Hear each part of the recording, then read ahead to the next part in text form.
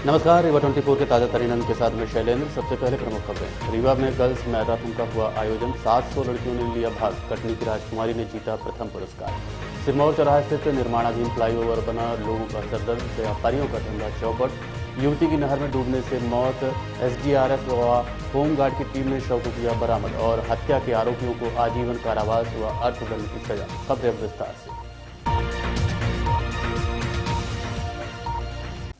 रीवावासियों और व्यापारियों के गले की फांस बनता जा रहा है सिरमौर चौराहा स्थित निर्माणाधीन फ्लाईओवर। सिरमौर चौराहा निर्माणाधीन कनेक्टिंग फ्लाईओवर अपने शुरुआत से ही विवादों में रहा है। व्यापारी संघ ने पहले इसका विरोध किया, लेकिन आम नागरिक चुप रहे क्योंकि उन्हें तब कोई फर्क नहीं पड़ रहा था। पर अब जब फ्लाईओवर बनना शुरू हुआ है और सड़क को दोनों तरफ से बंद कर दिया गया है, तो शहरवासियों को काफी दिक्कतों का सामना करना पड़ रहा है। आपको बता दें कि सिरमौर चौराहे में कनेक्टिंग फ्लाईओवर का निर्माण किया जा रहा है, जिस वजह से आवागमन में काफी असुविधा का सामना करना पड़ता है। पोस्ट ऑफिस के बगल से एक रूट दिया गया है, लेकिन वो इतना सकरा है कि एक बार में एक ही गाड़ी जा सकती है। सबसे ज्यादा परेशानी तो बाहर से आए हुए यात्रियों को होती है, क्योंकि उन्हें शहर के बारे में ज्यादा जानकारी नहीं होती है। विश्वविद्यालय जाने के लिए नीम चौराहे से रूट दिया गया है, जिसमें भी काफी दिक्कतों का सामना करना पड़ता है। वहीं विश्वविद्यालय से आने वाले 4 पहिया वाहनों को स्टेडियम तिराहे से नीम चौराहे की ओर मोड़ दिया जाता है।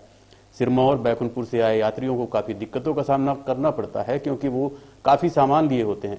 इसके अलावा मरीजों को भी काफी दिक्कतों का सामना करना पड़ रहा है। यहां तक कि एम्बुलेंस को भी रास्ता नहीं मिल पाता। व्यापारियों ने बताया कि आए दिन पुलिस वालों द्वारा मारपीट भी की जाती है। वहीं सवारियों और ऑटो वालों में किराए को लेकर बहस होती है। सवारियों का कहना है कि जब हमने पूरा किराया दिया है तो हमें उसी जगह पर पहुंचाया जाए जहां पहुंचना है। अब क्योंकि अंगूरी बिल्डिंग के पास ही गाड़ियां रोक दी जाती हैं, इसलिए दूर से आए यात्रियों को, जो काफी सामान लिए रहते हैं, उन्हें दिक्कतें होती हैं और ऑटो वालों से बहस होना स्वाभाविक है। सबसे ज्यादा दिक्कत व्यापारियों को है, क्योंकि उनका धंधा चौपट हो चुका है। इस संबंध में हमने सिरमौर चौराहे के कुछ व्यापारियों से बात की। हाँ, ये विकास हो रहा है, ठीक है, हर जगह फ्लाईओवर बनता है। ये पहला फ्लाईओवर रीवा में नहीं बन रहा है, हर जगह बना है। तो हमने यही देखा है कि एक तरफ से रोड खोली जाती है, दूसरे साइड काम किया जाता है। तो हमारी यही निवेदन है, हम निवेदन ही कर सकते हैं उनसे, प्रशासन है वो, कि हमारे एक तरफ से आप रास्ता खोल दीजिए। नहीं खोल सकते आप 4 व्हीलर के लिए, चलिए ठीक है, आपको दिक्कत हो रही है, जाम लगेगा, आप मोटरसाइकिल का रास्ता खुलवाइए। तो रास्ता खुलवाएंगे तो 2 पैसे हमारे भी आय होगी, नहीं तो आगे चल के क्या होगा, वही जो होता था, बेरोजगार हो जाएंगे, फिर आगे जाके कुछ और करेंगे, और तो कुछ है नहीं। कुछ मारपीट भी की जा रही है पुलिस प्रशासन के द्वारा। हाँ, जो लोग, जैसे मैंने देखा, अभी तो दुकानदारों के साथ तो नहीं हो रहा, पर जो कस्टमर जैसे कई बार रेलिंग से कूदने लगते हैं, भाई अब उनको आना है, कोई काम है, सामान लेना है, तो वो रेलिंग से पैदल आते हैं तो उनको रोका जाता है, मारपीट धमकाया जाता है पुलिस वालों द्वारा, डंडे वंडे दिखाए जाते हैं। ये चीज़ें हो रही हैं, लगातार हो रही हैं। और साथ वीडियो भी उसका एक आया था मारपीट का, पुलिस वालों ने वहाँ पे इसी जगह में मारपीट करी थी। क्या कहना है आपका? हमारा कहना तो ये है कि यहाँ आज सारे रास्ते बंद कर दिए गए हैं और पूरा व्यापार प्रभावित हो गया है। और हम लोग किराए से हैं, आज 20-22 साल से किराए से दुकानें हैं, किराया देने के लिए पैसा बिल्कुल नहीं है, बैंक से लोन है। हम तो यही कहना चाहेंगे कि मंत्री जी हम लोगों को भी दुकानें दें। आज 20-22 साल से किराए से बैठे हुए हैं और अब हम कहाँ जाएं? अब बुजुर्ग हो गए हैं, आज 45-50 साल का आदमी हो गया, अब कहाँ जाएं? हमारे पास तो रोजी रोटी नहीं है। बिल्कुल कहना चाहेंगे कि जो है तो ओवरब्रिज बनाया जाए, लेकिन थोड़ा सा रास्ता खोल दिया जाए पब्लिक आने जाने के लिए। 2 व्हीलर है, पैदल आने जाने वालों का है, लेकिन ग्राहकी बहुत प्रभावित है। ग्राहक आ नहीं पा रहे हैं, रूट डाइवर्ट है, इसके कारण जो है तो ग्राहक उधर से निकल गए, उधर से निकल गए। सुबह से आते हैं हम लोग, बस बैठे रहते हैं। पुलिस प्रशासन नहीं आने दे रही इधर? पुलिस प्रशासन पूरा बंद की है रोड, तो कहाँ से आने दे रही सर? दोनों साइड से बंद किए हैं, गाड़ी आने नहीं दे रहे हैं, कस्टमर आ नहीं रहे हैं। आदमी सुबह से आता है, बस बैठा है ग्राहक के इंतज़ार में। अब जब तक नहीं खोला जाएगा रास्ता तो आदमी इंतज़ार करेगा। अब क्या कर सकता है, व्यापारी हैं, कुछ आदमी कर नहीं सकता इंतज़ार के अलावा। क्या है कि सिरमौर चौराहे में जो फ्लाईओवर बन रहा है उसके बारे में थोड़ा हम बोलेंगे। आवागमन तो पहली बार बंद है, और एक साइड से अगर रोड निकाल देते तो हम लोगों की रोजी रोटी में थोड़ा प्रभाव न पड़ता। अब यह है कि शुक्ला जी को तो कोई अंतर है नहीं, गरीबी क्या चीज़ है उनको कोई मालूम नहीं। गरीबों को ही मालूम है कि गरीबी क्या चीज़ होती है। उनको तो पैसे से मतलब है, एसी में घूमना, एसी में रहना, हर काम उनका वीआईपी है। तो गरीब का मतलब ये होता है कि जब वो पेट भर रोटी नहीं पाएंगे, पैसा नहीं मिलेगा उनको, तो उनका खर्चा कैसे चलेगा। अब हम लोग यही चाहते हैं कि मतलब ऐसा काम करें कि उनका फ्लाईओवर भी बने, हम लोगों का जो है तो काम भी न रुके, हम लोग 2 पैसे के लिए बैठे तो वो भी काम हो। अब ये थोड़ी है कि फ्लाईओवर के नाम से हज़ारों 10,000 पब्लिक बेरोजगार है, आवागमन बंद है, कोई पेशेंट है वो भी नहीं जा पा रहा। यहाँ सियाने जितने हैं, बुजुर्ग हैं, वो टांग फैला के ऊपर चढ़ रहे हैं, रेलिंग में गिर जाएंगे, उसकी जवाबदारी शुक्ला जी को है। तो ये हम लोग जो है तो खुदे परेशान हैं और पब्लिक भी परेशान है। क्या नाम है आपका? Radhe Krishna Tiwari. Teach for reach संस्थान के द्वारा गर्ल्स मैराथन का आयोजन किया गया, जिसका शुभारंभ विश्वविद्यालय रीवा से किया गया। ये मैराथन अवधेश प्रताप सिंह विश्वविद्यालय से कलेक्ट्रेट तक निर्धारित की गई, जिसमें विंध्य की 700 छात्राओं ने हिस्सा लिया। इस मैराथन का प्रथम पुरस्कार कटनी से आई राजकुमारी को मिला। प्रथम विजेता छात्रा ने बताया कि वो कई मैराथन में हिस्सा ले चुकी है और जो पुरस्कार मिलता है उससे वो कंपटीशन की तैयारी कर रही है। आपको बता दें कि संस्था का उद्देश्य कॉलेज स्कूल से निकलकर कलेक्ट्रेट तक छात्राओं को पहुंचाना और छात्राओं को प्रोत्साहित करना था। आइए आपको सुनाते हैं प्रथम पुरस्कार पाने वाली छात्रा और संस्था के प्रेसिडेंट डॉक्टर राकेश पटेल ने आयोजित मैराथन के संबंध में क्या जानकारी दी।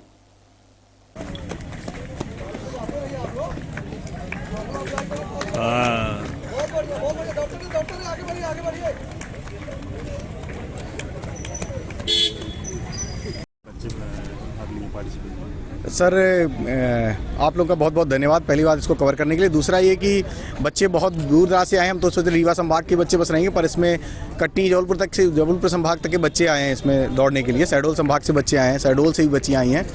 और सबसे बड़ी बात ये है कि मतलब इसका एक अच्छा इम्पैक्ट पड़ा है। हम ये चाहते हैं कि बेटियां अवेयर हों अपनी शिक्षा के लिए, वो खुद अवेयर हों और वो कभी ये ना समझें कि हम उन्हें कुछ दें।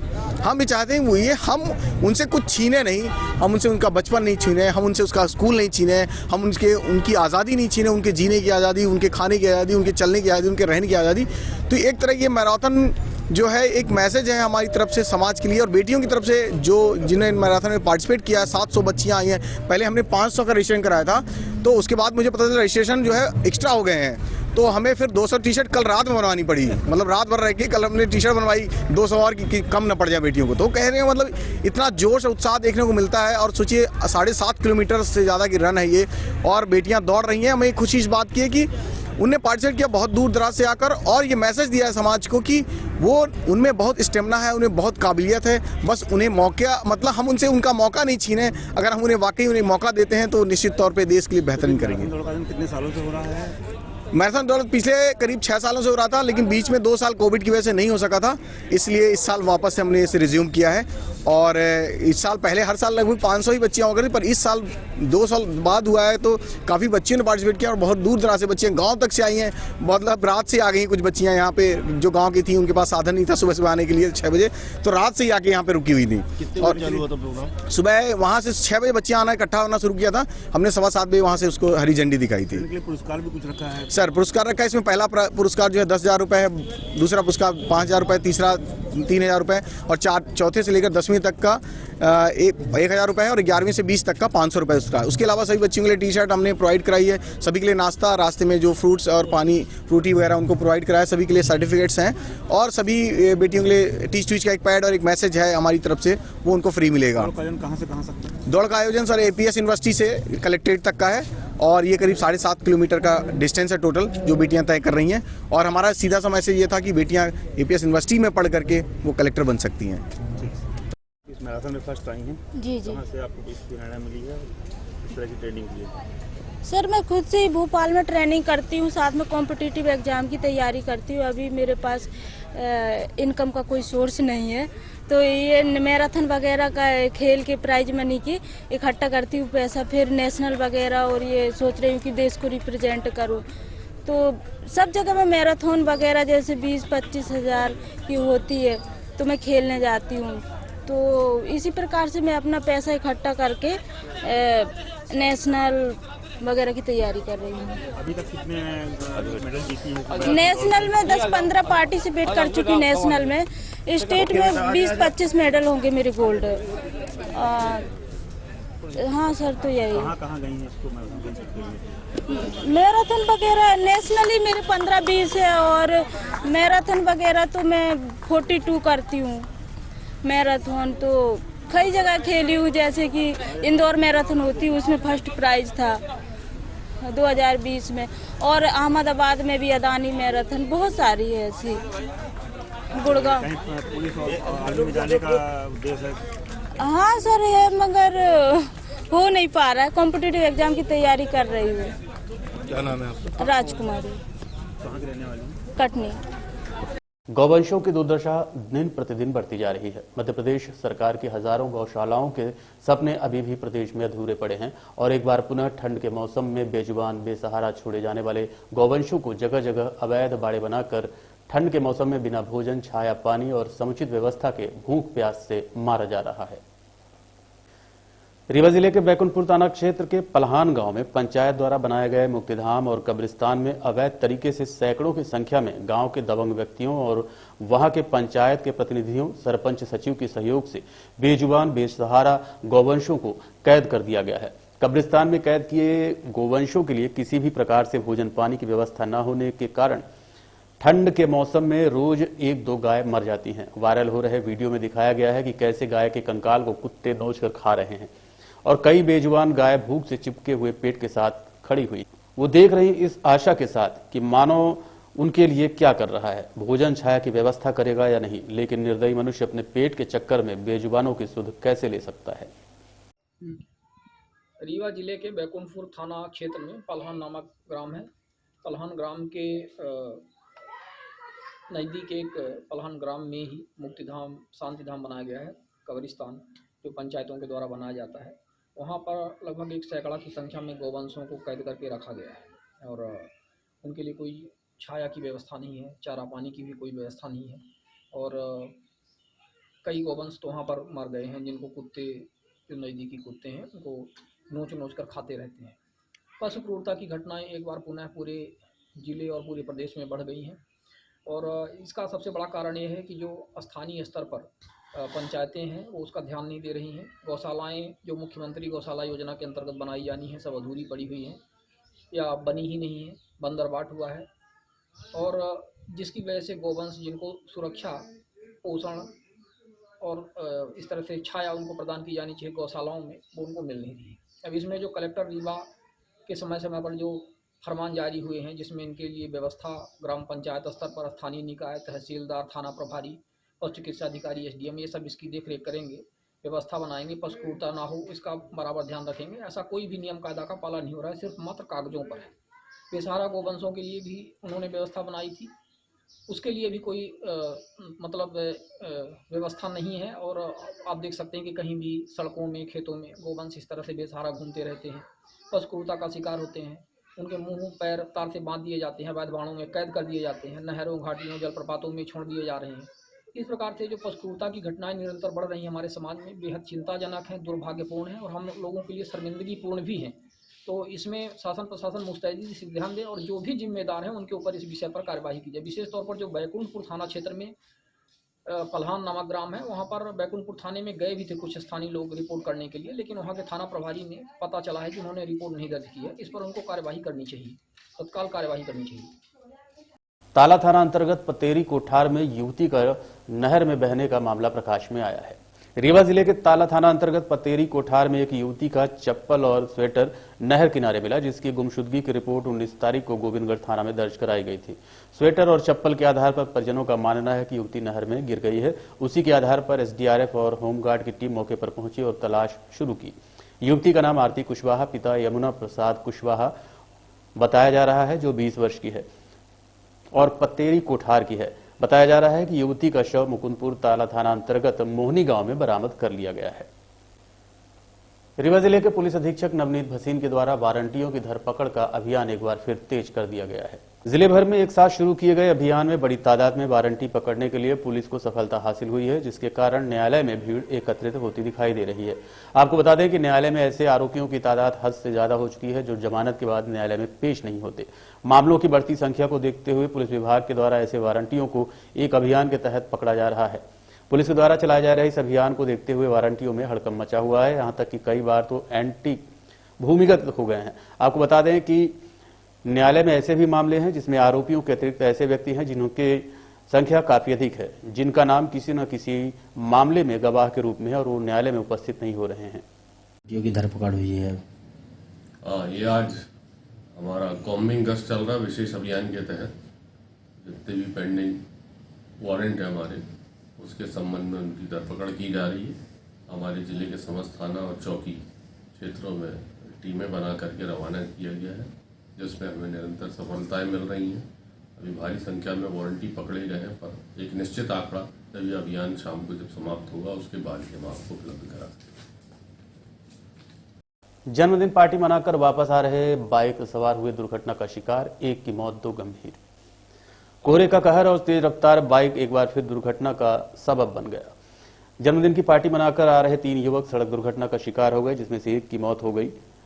घटना चौराहा थाना क्षेत्र के मरहा गांव के पास बीती रात तकरीबन 9 बजे के आसपास की बताई जा रही है। घटना की जानकारी देते हुए परिजनों ने बताया कि मृतक प्रमोद साकेत अपने 2 साथी सुमित साकेत और रावेंद्र साकेत के साथ जन्मदिन की पार्टी में शामिल होने अपनी मौसी के यहाँ जा रहा था। बीती रात पार्टी से वापस जब अपने गांव रगौली की ओर जा रहा था, तभी तेज रफ्तार बाइक सड़क पर खड़े एक ठेले से जा टकराई। बाइक प्रमोद साकेत ही चला रहा था, जिसके कारण वो गंभीर रूप से घायल हो गया, जिसे उपचार के लिए संजय गांधी अस्पताल में भर्ती कराया गया, जहां उसकी मौत हो गई। बताया जा रहा है कि घटना में सुमित साकेत एवं राघवेंद्र साकेत गंभीर रूप से घायल हुए हैं, जिनका उपचार चल रहा है, हालांकि वो खतरे से बाहर। कृष्ण कुमार साकेत। ये मोटरसाइकिल दुर्घटना हुई, एक की मौत हो गई, कैसे घटना हुई? कहाँ घटना वो मौसी के यहाँ से चले आते थे, तो वहाँ कोहिरा था। कोहिरा में रास्ते में ठेला में भिड़ गए। मोटरसाइकिल में कितने लोग सवार थे उसमें? 3 आदमी। इसमें कोई खत्म हो गया, क्या नाम उसका? प्रमोद साकेत। गाड़ी कौन चला रहा था? यही चला रहा था। प्रमोद साकेत चला रहे थे। कहाँ गए थे ये लोग? मौसी के यहाँ। काहे के लिए? वहाँ निमंत्रण रहा। ये घटना कब हुई है? 9 बजे रात को। जी। 2 लोग जो उसमें और सवार थे उनको क्या चोट आई है? उन्हों को हाथ पे वो हो गया है, पंचर हो गया हाथ, और एक के सीने में लगे थे। दोनों सुरक्षित है मतलब? जी जी। क्या नाम था जो अभी वो? रावेंद्र साकेत और सुमित साकेत। आपका क्या नाम है? कृष्ण कुमार साकेत। देखते रहिए Rewa 24 news city cable network. मिलते हैं छोटे से ब्रेक के बाद। हड्डी जोड़ एवं रीढ़ रोग तथा स्त्री रोग एवं प्रसूति रोग का इलाज एक ही छत के नीचे।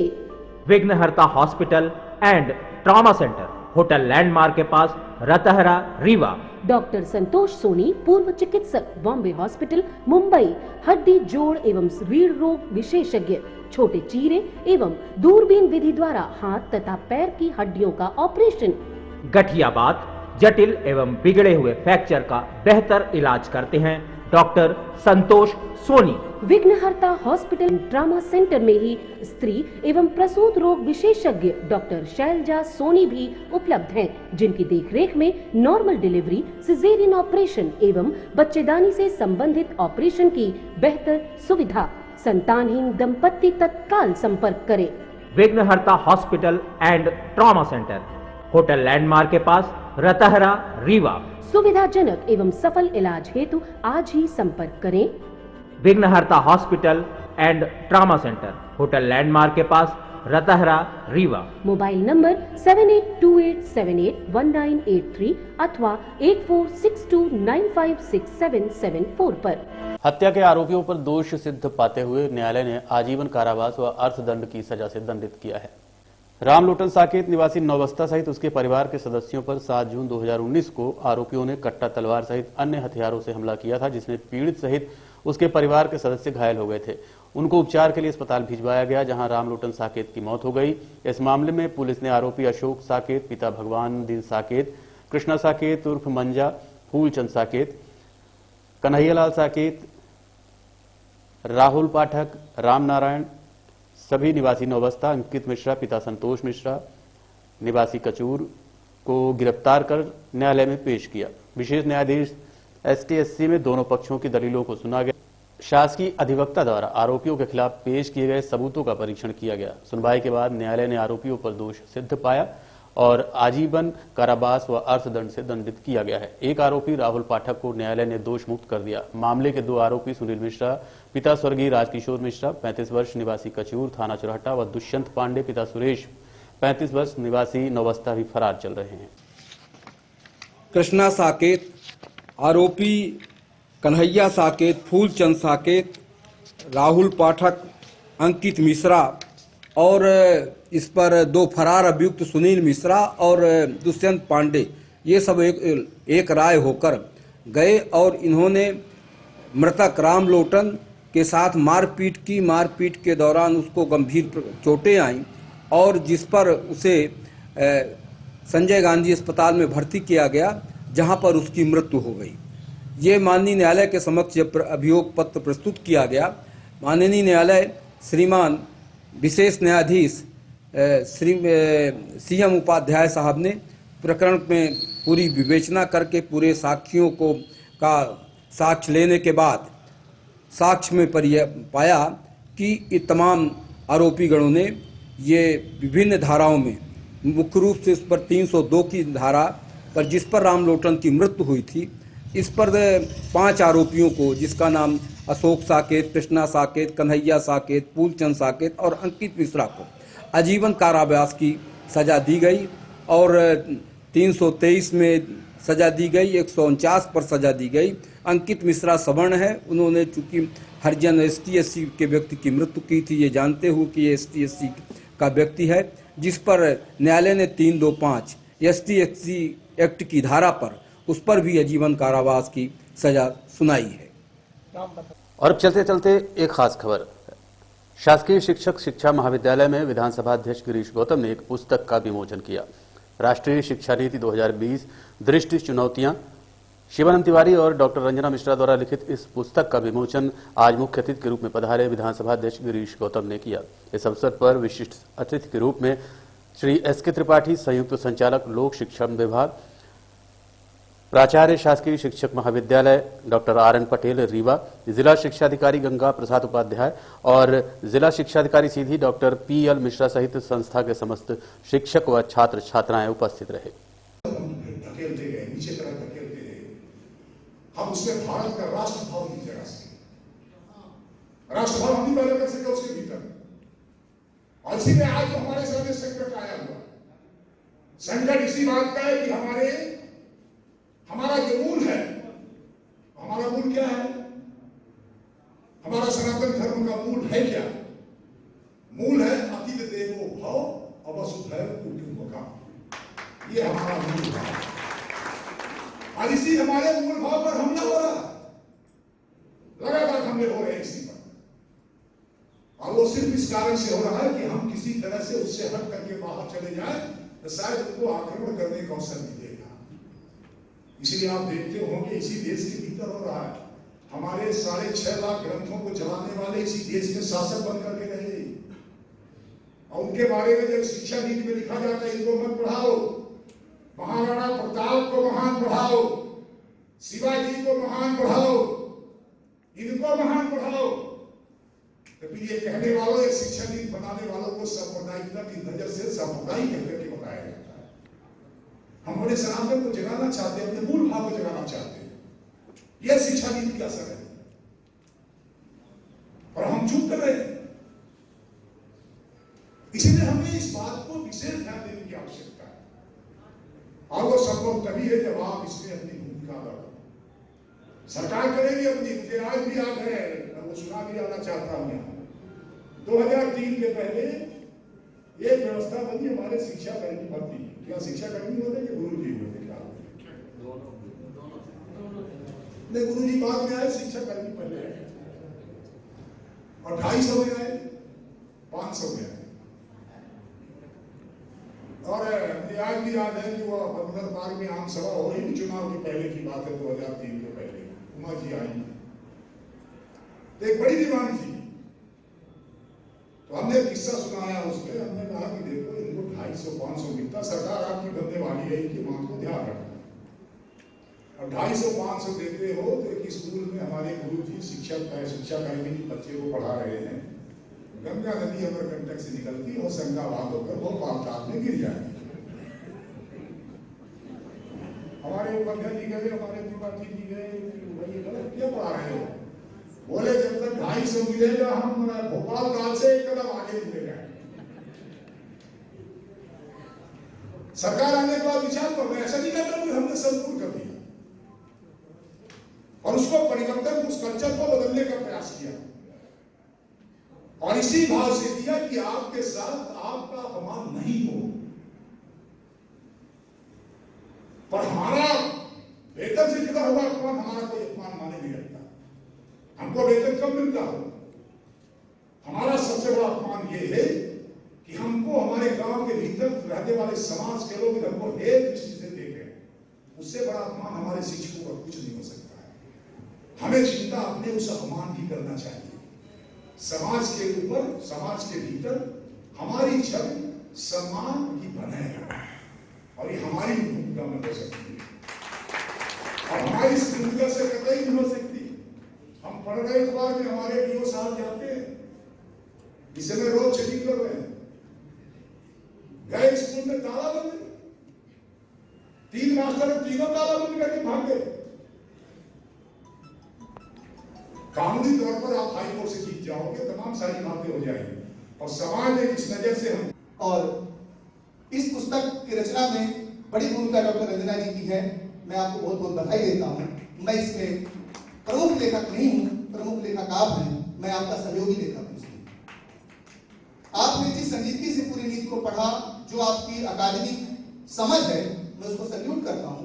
आपकी अकादमिक समझ बहुत अच्छी है, आपने बहुत बारीकी से सारे स्रोतों को समझा, हमसे चर्चा की। मैंने भी जो हो सका मैंने अपना योगदान इस पुस्तक में दिया। माननीय अध्यक्ष महोदय, इस पुस्तक की बड़ी विशेष बात यह है कि इसकी जो भूमिका है, पूर्व लोक शिक्षण संचालनालय के आयुक्त श्री एल.एस. पटेल साहब ने लिखी है, जो स्वयं में बहुत बड़ी शिक्षा दे रहे इस प्रदेश की और आज भी वो यूनिसेफ के साथ स्कूल शिक्षा को लेकर के सतत कई वर्षों से काम कर रहे हैं। उन्होंने मुझे हिम्मत दी, उन्होंने कहा ये पुस्तक बहुत अच्छी है, मैं इसकी सराहना करता हूँ, मैं इसकी भूमिका लिखना चाहता हूँ। तो इस मायने में हमें लगता है कि पुस्तक कुछ अपने सही रास्ते पर है, जब विद्वानों ने इसमें सहमति दी। राज्य शिक्षा केंद्र के डॉक्टर दामोदर जैन जी, तमाम लोगों को पहले मैंने पढ़ाया, मुझे लगा कहीं ऐसा ना हो कि मैं कुछ लिख तो रहा हूँ, क्या कितनी उपयोगिता हो, कितनी उपयोगिता नहीं हो, क्या प्रश्न उठे, तो मैंने सभी लोगों से इसको जचवाया।